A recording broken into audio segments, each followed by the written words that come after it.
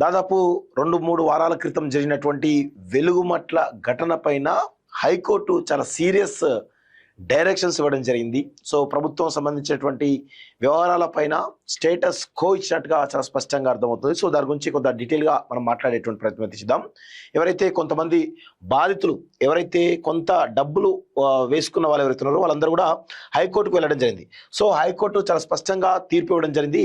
So దానిలో కొంతమంది బాధితులు వేసినటువంటి పిటిషన్ ఏదైతుందో దాదాపు 22 మంది వేసినటువంటి పిటిషన్ ఏదైతుందో వీళ్ళకి సంబంధించిన కూల్చివేత విషయంలో అడ్వకేట్ కమిషన్ తోటి నష్టాన్ని అంచనా వేయాలని చెప్పేసి, అదేవిధంగా యథాతథ స్థితిని కొనసాగించాలని చెప్పేసి, అదేవిధంగా ఇంకా ఏవైతే అదే ప్లేస్లో ఇల్లు కట్టించని చెప్పేసి హైకోర్టు చాలా స్పష్టమైనటువంటి డైరెక్షన్స్ ఇవ్వడం జరిగింది. సో దాని గురించి కొంత క్లియర్గా మనం మాట్లాడేటువంటి ప్రయత్నం అయితే చేద్దాం మిత్రులారా. ఇక్కడ చూసినట్లయితే క్లియర్గా హైకోర్టు ఆర్డర్ మన దగ్గర ఉండడం జరిగింది. హైకోర్టు ఆర్డర్ సంబంధించినటువంటి విషయాలను చాలా డీటెయిల్గా మనం మాట్లాడుకున్నటువంటి పరిస్థితే ఉంది. దాదాపు 22 మంది ఈ యొక్క బాధితులు వేయడం జరిగింది హైకోర్టులో. దానికి సంబంధించి స్టేట్ ఆఫ్ తెలంగాణకి భూదాన్ యజ్ఞ బోర్డు ఎవరైతే CCLA ఉందో దానికి సంబంధించి, అదేవిధంగా తెలంగాణ భూదాన్ యజ్ఞ board, district collector, revenue divisional officer RDO, mandal revenue officer MRO, commissioner of police CP, assistant commissioner of police, అదేవిధంగా స్టేషన్ హౌస్ ఆఫీసరు, ఇలా మొత్తం 22 మంది పిటిషన్లు వేస్తే 9 మందికి నోటీసులు పోవడం జరిగింది. దీనికి సంబంధించి ఒకసారి చూసినట్లయితే petition under article 226 of the Constitution of India, praying that in the circumstances stated in the affidavit filed therewith, the High Court may be pleased to issue a writ order or direction, more particularly one in the nature of writ of mandamus అని చెప్పేసి చాలా స్పష్టంగా చెప్తూ కొన్ని orders ఇవ్వడం జరిగింది. So దానికి సంబంధించి ఒకసారి చూసినట్లయితే declaring the impugned order vide number dated 17/01/2026 passed by second respondent authority Telangana Bhudhan Yajna Board and Secretary to Government as illegal. అర్థమైంది కదా. సో ఎక్కడైతే ఇదంతా జరిగిందో సో అదంతా కూడా ఇల్లీగల్ అని చెప్పేసి, arbitrary, without jurisdiction and contrary to law and contrary to the provisions of the AP Bhudan Board Gramdan Act 1965, besides being violating of principles of nature justice and violative of articles 14, 21 and 13A of the Constitution of India and as null and void అంటూ చాలా స్పష్టంగా ఒక ఏలో చెప్పినటువంటి విషయాలు ఇవి. So second చూసినట్లయితే declaring the actions of the respondents and demolishing the structures in petitioners houses in the respective plots of the petitioners at measuring 100 square yards bearing plot numbers అని చెప్పేసి ఆ 22 మంది సంబంధించిన ప్లాట్ నెంబర్స్, అదేవిధంగా survey numbers ఇచ్చి all the petitioners of Velugumatla village situated at mandal revenue office, Khammam urban division, Khammam district, and consequently direct the respondents to construct houses for the petitioners at the same place where their houses were demolished in Velugumatla survey number 147, 148, 149 చెప్పేసి చాలా స్పష్టంగా చెప్పడం జరిగింది. అంటే ఈ 22 మంది వేసినటువంటి దాంతో పాటు ఈ 147, 148, 149 ద హాల్ పిటిషనర్స్ ఎవరైతే ఉన్నారో వాళ్ళకి సంబంధించిన దానిలో మీరు ఎక్కడైతే కూల్చివేసిరో యథాతథ స్థితిలో వాటిని అక్కడ కన్స్ట్రక్ట్ చేసి సేమ్ ప్లేస్ లో ఇవ్వాలని చెప్పేసి, అదే సర్వే నెంబర్ ఇవ్వాలని చెప్పేసి హైకోర్టు డైరెక్షన్స్ ఇవ్వడం జరిగింది. Directing the respondent not to interfere with the possession and enjoyment of the petitioners over the respective extents of land at measuring 100 square yards in the respective plot numbers అని చెప్పేసి చాలా స్పష్టంగా ఎవరైతే ఆ position లో ఉన్నారో నాట్ టు ఇంటర్ఫియర్ అని చెప్పేసి చాలా స్పష్టంగా చెప్పడం జరిగింది. అదేవిధంగా all the petitioners of Velugumatla village situated mandal revenue office Khammam urban division అని చెప్పేసి చాలా స్పష్టంగా చెప్పడం జరిగింది. ఎవరైతే 22 మంది ఉన్నారో వాళ్ళు కొంత డబ్బులు వేసుకుని వేయడం జరిగింది తప్ప మిగతా 1000 మంది అట్లాని కాదు. విషయం ఏంటంటే వాళ్ళు కొంతమంది డబ్బులు ఉన్నాయి, కొంత డబ్బులు లేవు కాబట్టి డబ్బులు వాళ్ళు వేసుకున్నారు, డబ్బులు లేని వాళ్ళు వేసుకోలేదు. సో అక్కడ కంప్లీట్ గా అదే ప్లేస్ లో కన్స్ట్రక్ట్ చేసి ఇవ్వాలి 100 గజాల్లో. అది ఆల్రెడీ ఏపీ భూదాన్ యజ్ఞ బోర్డు మీకు ఎలాంటి రైట్స్ లేవని చెప్పేసి చాలా స్పష్టంగా హైకోర్టు కూడా చెప్పిన విషయం చూస్తాం.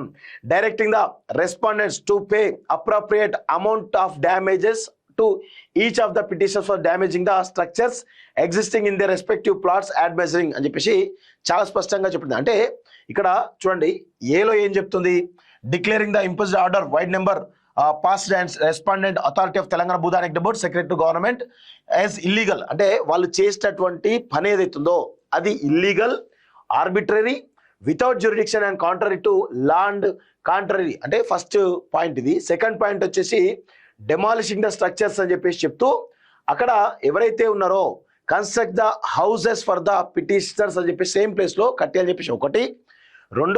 మూడోది సో అక్కడ మీరు ఎట్టి పరిస్థితులను వాళ్ళకి సంబంధించిన దాంట్లో ఎక్కడ కూడా ఇంటర్ఫియర్ కావద్దు అని చెప్పేసి చాలా స్పష్టంగా చెప్పింది. అదేవిధంగా మీ ఎక్కడైతే మీరు కన్స్ట్రక్ట్ స్కూల్ చేసిరో దానికి సంబంధించినటువంటి ఏదైతే లాస్ జరిగిందో వాళ్ళకి మీరు ఖచ్చితంగా నష్టపరిహారం చెల్లించాలని చెప్పేసి కూడా హైకోర్టు చాలా డైరెక్ట్ గా ఆర్డర్ ఇవ్వడం జరిగింది. Directing the respondents to pay appropriate amount of damages to each of the petitioners for damaging the structures existing in their respective plots అడ్వైజరింగ్ అని చెప్పేసి చాలా స్పష్టంగా చెప్పడం జరిగింది.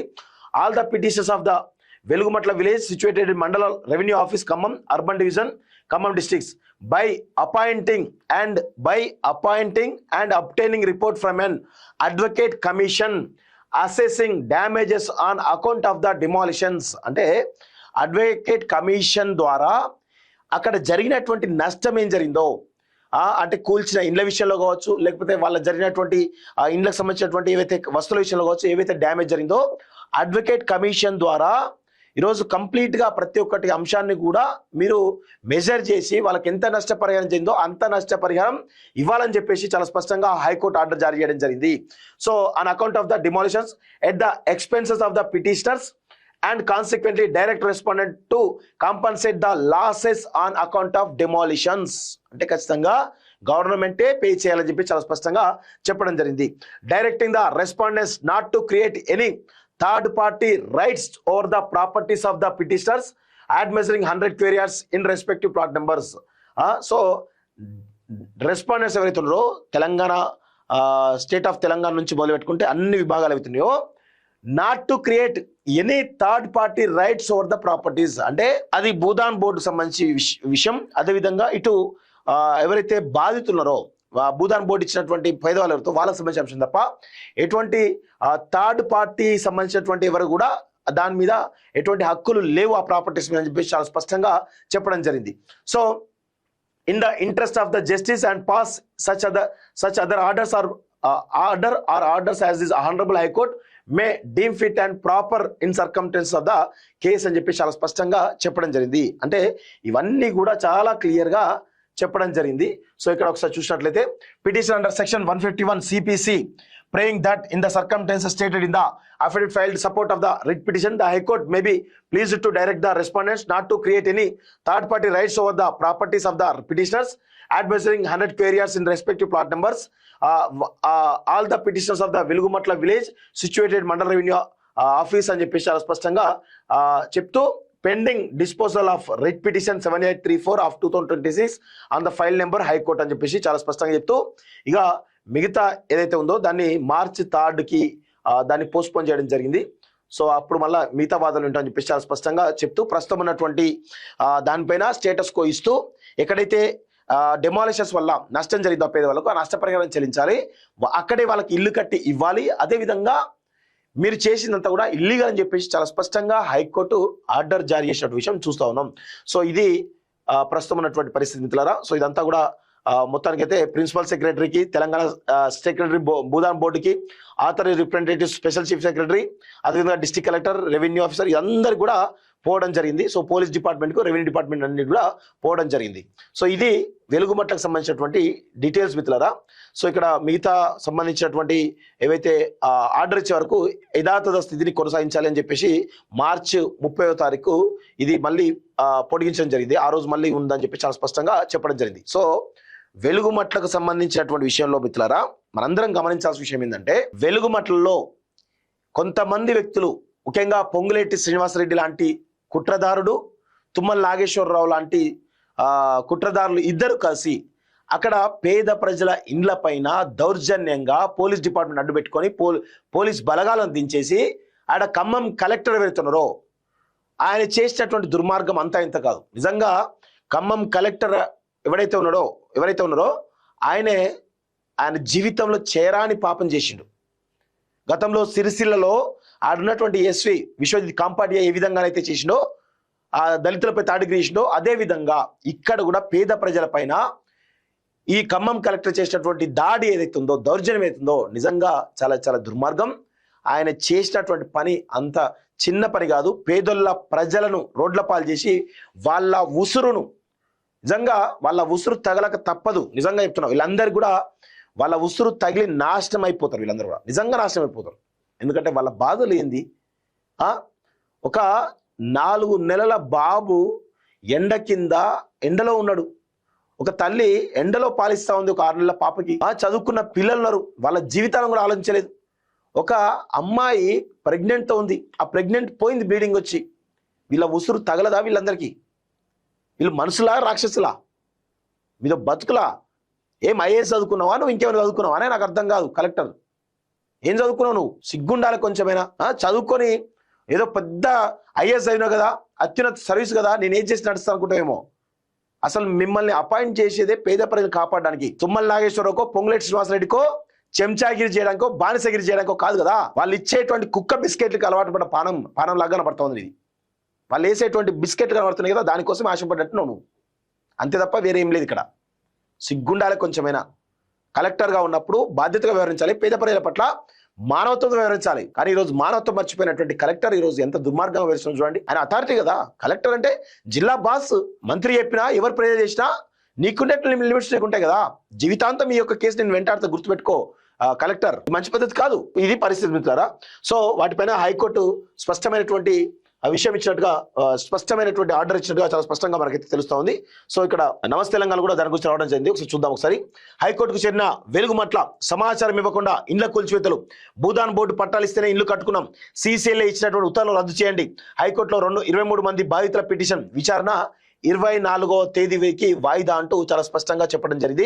భూదాన్ భూముల్లో నిర్మించుకున్న ఇళ్లను ఎలాంటి సమాచారం ఇవ్వకుండానే అధికారులు కూల్చివేశారని, తమకు న్యాయం చేయాలని కోరుతూ ఖమ్మం జిల్లా వెలుగుమట్ల గ్రామస్తులు హైకోర్టును ఆశ్రయించారు. ఇండ్ల కూల్చివేత సవాల్ చేస్తూ దాదాపు 23 మంది బాధితులు హైకోర్టులో బుధవారం పిటిషన్ దాఖలు చేశారు. భూదాన్ భూముల్లోని ఆక్రమణను తొలగించాలంటూ జనవరి 17న భూదాన్ బోర్డు అధికృత అధికారి కానున్న సీసీఎల్ఏ జారీ చేసిన ఉత్తర్వులు రద్దు చేయాలని హైకోర్టు విజ్ఞప్తి చేశారు. భూదాన్ యజ్ఞ బోర్డు మే 2017లో ఇండ్ల నిర్మాణం కోసం 100 చదరపు గజాల చొప్పున పట్టాలు జారీ చేసిందని తెలిపారు.